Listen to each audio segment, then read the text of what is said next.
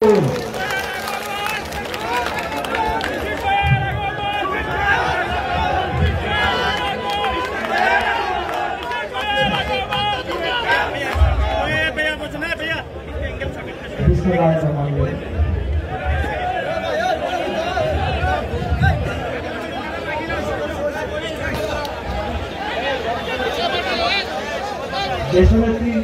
বেগম খালেদা জিয়া এবং বিএনপির ভারপ্রাপ্ত চেয়ারম্যান দেশনায়ক জনাব তারেক রহমানের সুস্থতা কামনায় আয়োজিত আজকে এই ইফতার পূর্ব দোয়া মাহফিলের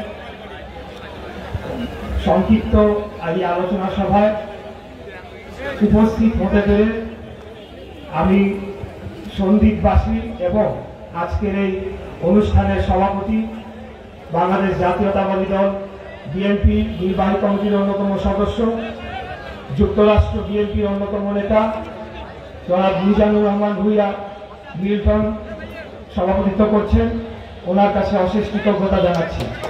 আজকের মঞ্চে উপস্থিত রয়েছেন সন্দ্বীপ উপজেলা এবং পৌরসভা এবং বিভিন্ন ইউনিটের বিএনপি এবং সকল অঙ্গ ও সহযোগী সংগঠনের বিভিন্ন পর্যায়ের নেতৃবৃন্দ, আমার সামনে উপবিষ্ট বিভিন্ন ইউনিট থেকে আগত নেতৃবৃন্দ এবং স্থানীয় এলাকাবাসী সহ উপস্থিত সকলকে আমার সালাম জানিয়ে আমার বক্তব্য শুরু করছি।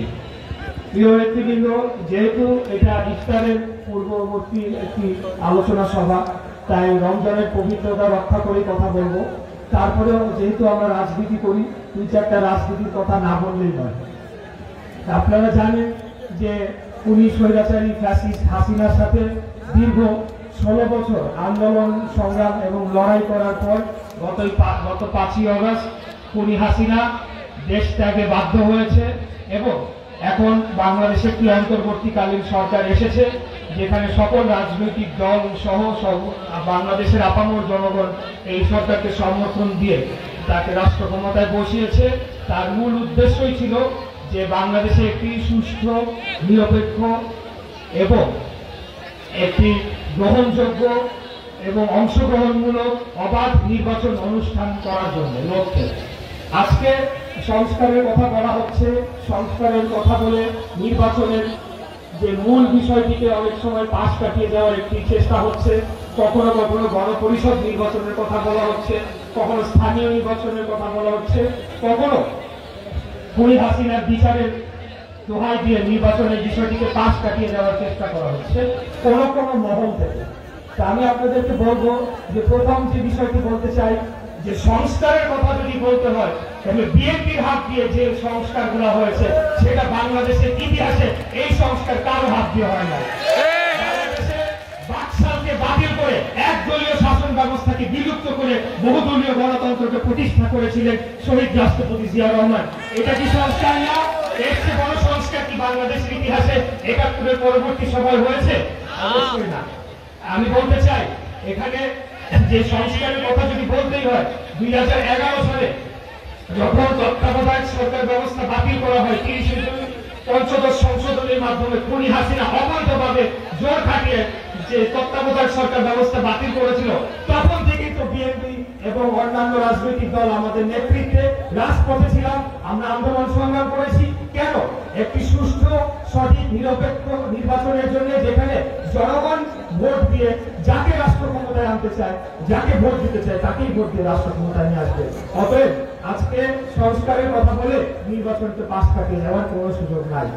গত 5ই আগস্ট খুনি হাসিনা পালিয়ে যাওয়ার আরো 1.5 বছর পূর্বে 64টি রাজনৈতিক দল এবং সকল যে বাংলাদেশের যে বিভিন্ন সমাজের যে গণ্যমান্য ব্যক্তিরা রয়েছে তাদের সাথে আলাপ আলোচনার মাধ্যমে 31 দফার সংস্কার প্রস্তাব দেওয়া হয়েছিল, যখন কেউ কিন্তু সংস্কারের বিষয়ে কোনো কথাই বলে নাই, সংস্কার যে প্রয়োজন সেই বিষয়টি উপলব্ধি করে নাই, তখনই 31 দফার রাষ্ট্র সংস্কার প্রস্তাব দেওয়া হয়েছিল।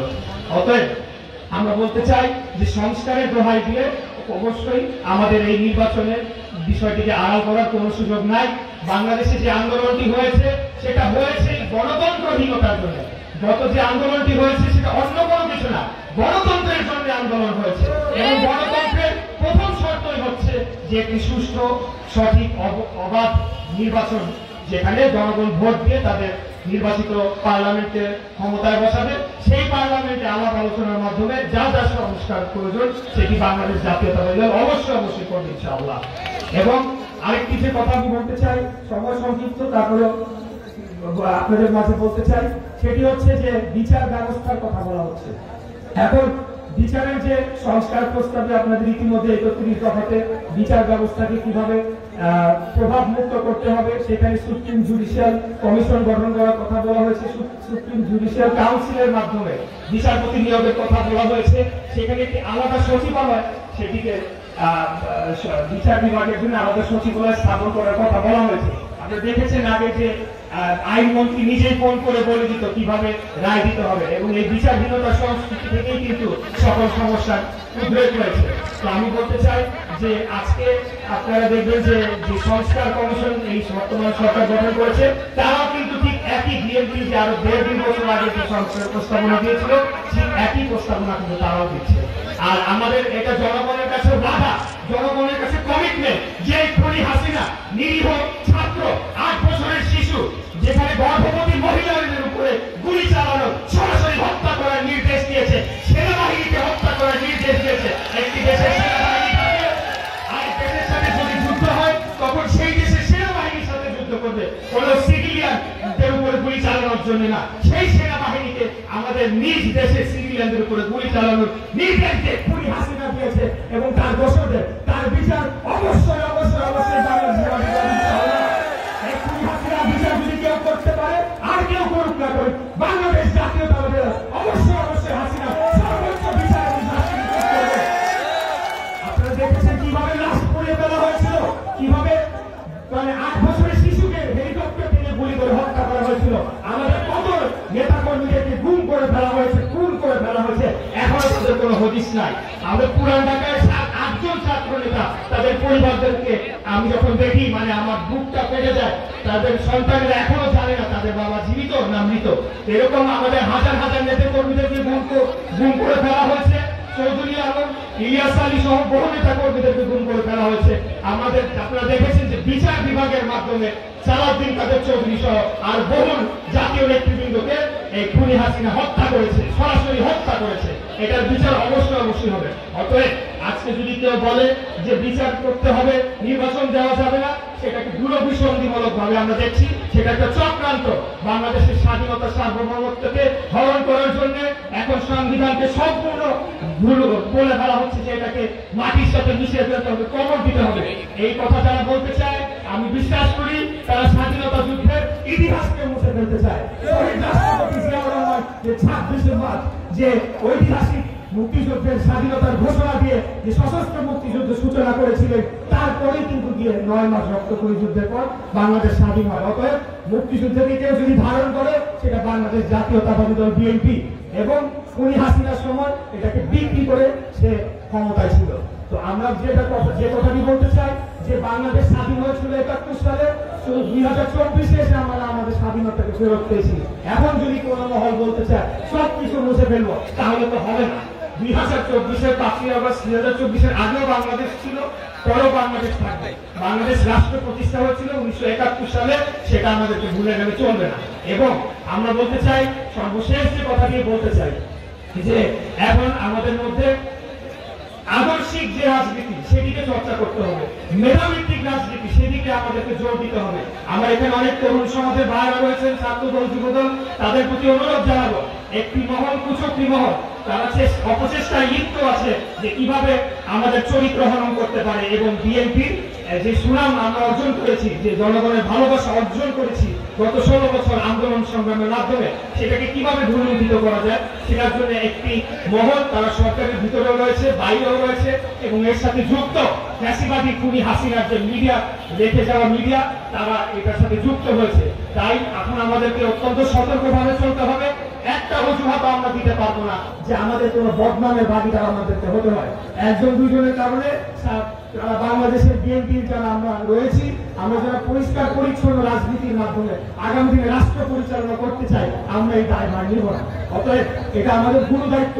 আমরা যদি বাংলাদেশের রাজনীতিতে নিজেদের অস্তিত্বকে টিকিয়ে রাখতে চাই, আগামী জাতীয় নির্বাচনে যদি আমরা জনগণের সুষ্ঠু সঠিক নির্বাচনের মাধ্যমে জনগণের ভালোবাসা ভোট পেয়ে একবার না বারবার নির্বাচিত হয়ে রাষ্ট্রকে যে সংস্কার করে একটা নতুন রাষ্ট্র গড়ার যে পরিকল্পনা আমাদের নেতা দেশনাথ জনাব তারেক রহমান দিয়েছেন, সেটাকে যদি আমরা বাস্তবায়ন করতে চাই, আমাদের অবশ্যই নিজেদেরকে সংযত আচরণ করতে হবে এবং আমাদেরকে নিজেদেরকে সংশোধন করতে হবে।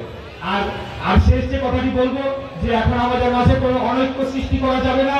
দল যাকে যে মনোনয়ন দেবে ইনশাআল্লাহ তার পিছিয়ে আমরা সবাই বিএনপি এবং ধানের শীষের পক্ষে আমরা সকলে মিলে আমরা তার জন্য কাজ করবো এবং বাংলাদেশ রাষ্ট্রকে বিনির্মাণে আমরা বাংলাদেশ জাতীয়তাবাদী দল শহীদ রাষ্ট্রপতি জিয়া রহমানের আদর্শে গড়া দলকে রাষ্ট্র ক্ষমতায় নিয়ে আমাদের নেতা দেশটার জন্য তারেক রহমান তার হাতকে শক্তিশালী করবো, এটাই আপনাদের কাছে আমার শেষ অনুরোধ থাকবে।